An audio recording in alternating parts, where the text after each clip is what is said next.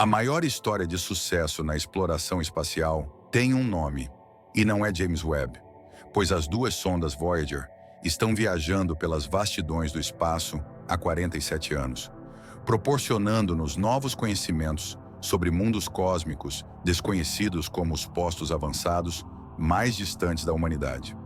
As sondas irmãs idênticas já entraram no espaço interestelar e nos mostraram que as regiões na borda do Sistema Solar são muito mais estranhas do que se pensava. Mas como explicar as estranhas diferenças que as sondas registraram na fronteira do nosso sistema? Seria explicado? E o que dizer das gigantescas e misteriosas estruturas enrugadas espreitando na heliosfera? Olhar para 1977 quase parece algo de outro mundo. De fato, foi o ano em que Jimmy Carter se tornou presidente dos Estados Unidos, a última vez que a guilhotina foi usada para uma execução na França, e o filme Colt Rock ganhou 3 Oscars. Mas como é bem conhecido, outra coisa aconteceu em 1977, que ainda reverbera até os dias de hoje. O lançamento das duas sondas espaciais da NASA, Voyager 1 e Voyager 2. A primeira sonda a se despedir da Terra foi a Voyager 2. Ela partiu em 20 de agosto de 1977 para explorar áreas do sistema planetário externo que até então eram em grande parte inexploradas.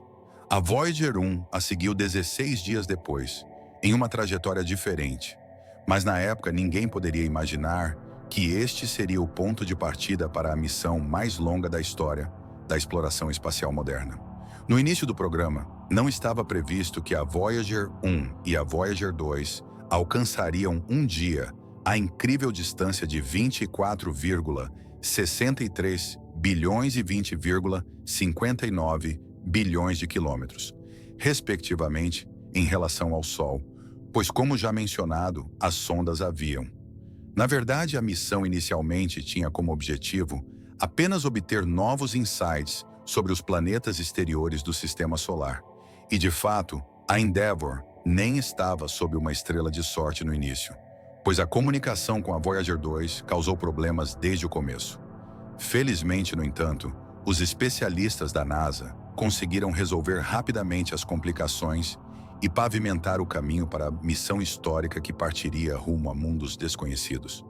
Hoje, vivemos em uma época em que o telescópio James Webb nos apresenta os representantes exteriores do nosso sistema planetário com um nível de detalhes sem precedentes.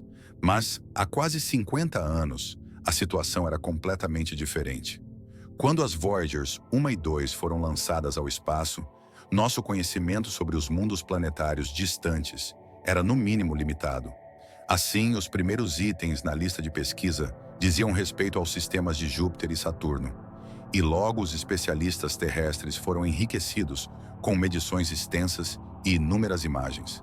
Nesse processo, nossa compreensão sobre o gigantesco gigante gasoso e o icônico planeta dos anéis foi elevada a um novo patamar. Enquanto a Voyager 1 se preparava para seguir rumo ao espaço interestelar, a missão da Voyager 2 continuava. A jornada da Voyager 2 ainda guardava mais algumas paradas emocionantes.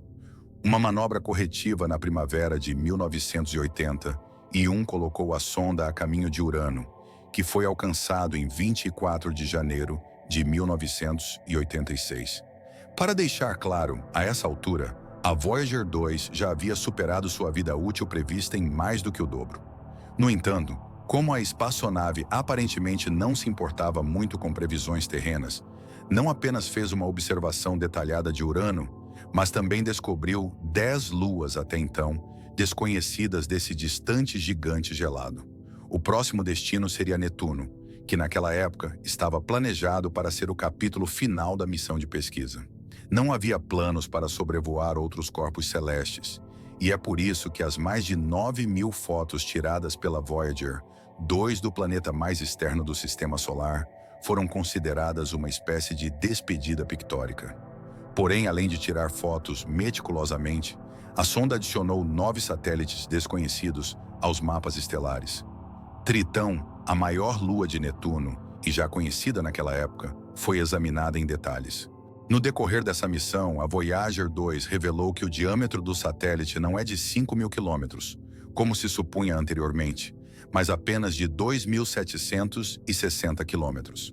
Além disso, descobriu que a superfície marrom esbranquiçada do satélite apresentava surpreendentemente poucos locais de impacto e que numerosos geysers estavam dormentes, regularmente expelindo nitrogênio líquido em seus arredores.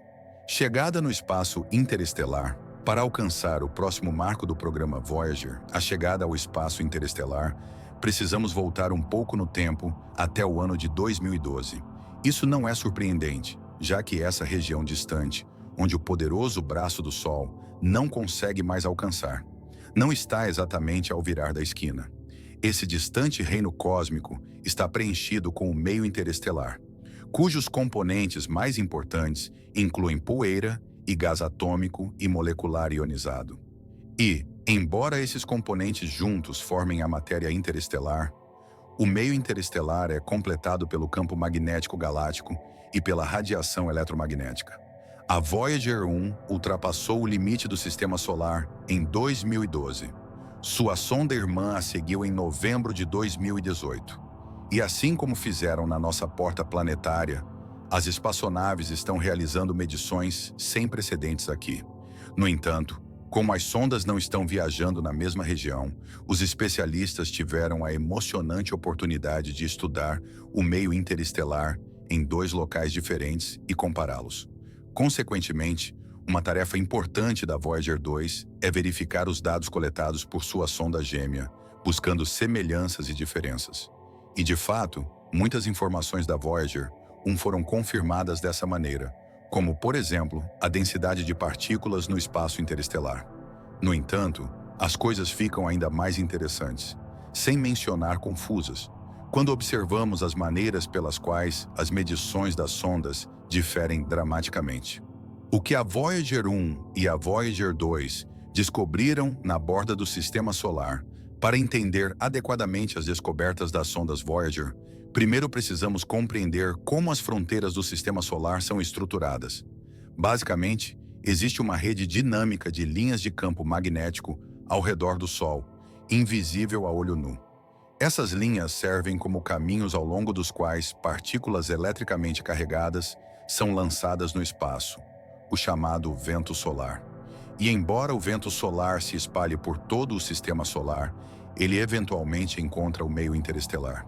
No entanto, assim como óleo e água, o vento solar e o meio interestelar não se misturam perfeitamente.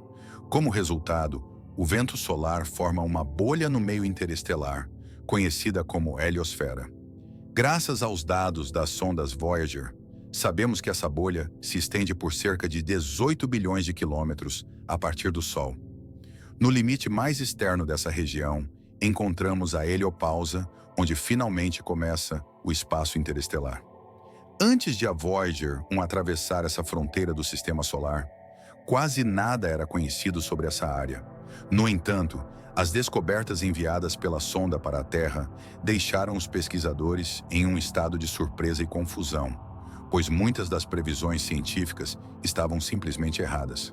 Por exemplo, descobriu-se que o campo magnético interestelar é quase 3 vezes mais forte do que se supunha, o que significa que as partículas interestelares exercem cerca de 10 vezes mais pressão sobre a heliosfera do que os modelos teóricos previam.